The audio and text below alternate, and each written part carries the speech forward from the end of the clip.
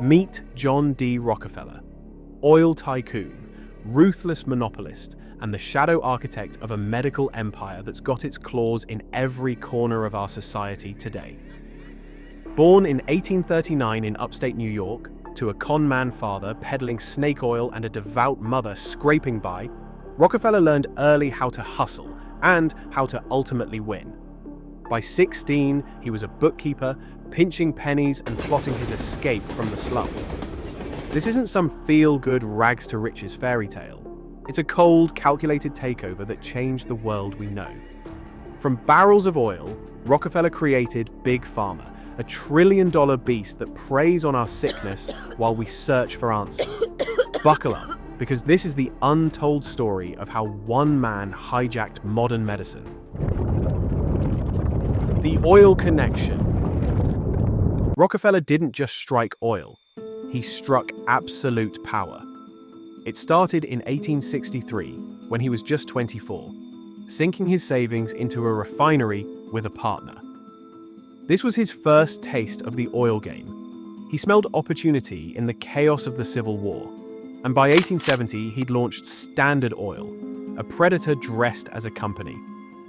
With cutthroat deals and secret railroad rebates, he crushed competitors into dust, owning nearly every drop of America's energy by the 1890s. But that wasn't enough for this titan of greed. When chemists cracked the code that petrochemicals, oil's dirty little secret, could churn out synthetic drugs like aspirin, sedatives, and the whole addictive pharma playbook, Rockefeller didn't hesitate. He pounced. Oil wasn't just fuel anymore. It was the skeleton key to a new monopoly. Your health, your body, your very survival. He didn't stumble into this by accident. He engineered it with surgical precision, turning black gold into a pharmaceutical stranglehold that's still got us gasping for air today. The Flexner Report. Then came 1910, the year Rockefeller didn't just buy medicine, he forced it in his control. With his bottomless pockets and the Carnegie Foundation as a flimsy front, he bankrolled the Flexner Report, a cold, calculated weapon disguised as progress. What was it? A 300-page study by Abraham Flexner, a schoolteacher with no medical training, sent to inspect every medical school in America. Commissioned by the American Medical Association and funded by Rockefeller's millions, it was a rigged game from the start. Its mission, to evaluate schools on a scale that prioritized lab-heavy, drug-focused training, Rockefeller's preferred approach, and dismiss other methods. Natural healing, homeopathy, and nutrition-based cures, which had their own merits, were labeled unscientific and largely phased out. Over 100 medical schools, many serving the poor, the marginalized, or offering established holistic practices, were deemed inadequate and closed under his influence. Only the schools aligned with his drug-oriented, profit-driven model remained. This wasn't just a well-meaning reform. It was a sweeping shift that sidelined alternatives, and Rockefeller played a central role in steering it, setting the stage for Big Pharma's dominance.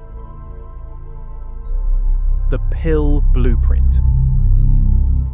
With the old ways out of the picture, Rockefeller set his plan in motion.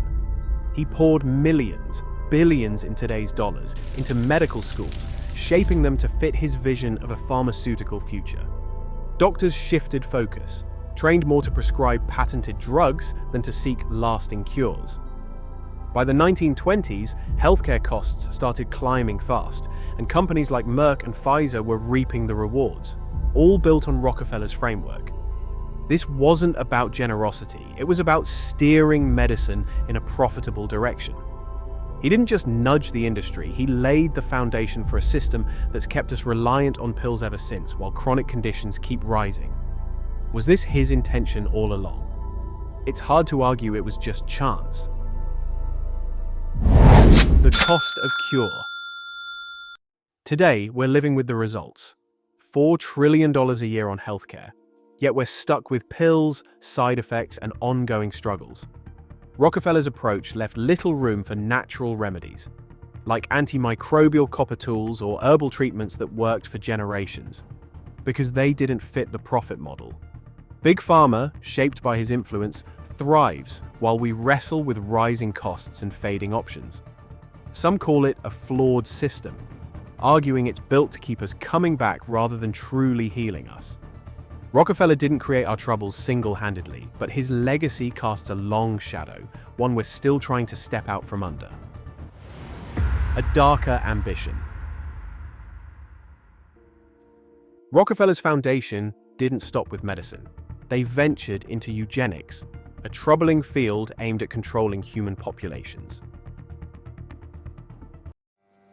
They embraced a new pseudoscience born in Britain called eugenics, which falsely claimed, with no evidence, that everything from poverty to prostitution, disabilities to what they called feeble-mindedness, could be eliminated if the individuals they dismissed as socially defective could be stopped from reproducing. In the 20s and 30s, his funding supported American researchers whose work caught the eye of Nazi Germany. It's a fact. Some of those scientists took his money and their ideas fed into horrific acts, forced sterilizations, even genocide. This wasn't a random detour. It reflected a broader mindset of control that tied into his medical ambitions. Rockefeller didn't pull every string, but his wealth helped pave a path we're still grappling with today. Patience or pawns? So, here we are, caught in the world he helped shape. A doctor with a syringe on one side, a herbalist clinging to fading hope on the other. Rockefeller's influence lingers in every prescription we fill, every bill we pay, every question we ask about health. He pushed a system where profit often comes first, not a right we all share. Big Pharma grew from his seeds, and it's a tough vine to untangle. So, are we patients or just pieces in a puzzle he started? His story leaves us wondering, and that's not an easy answer to swallow. Thanks for watching. And of course, all likes and subs are greatly appreciated. Comment below with any suggestions for what I should cover next. Woo out!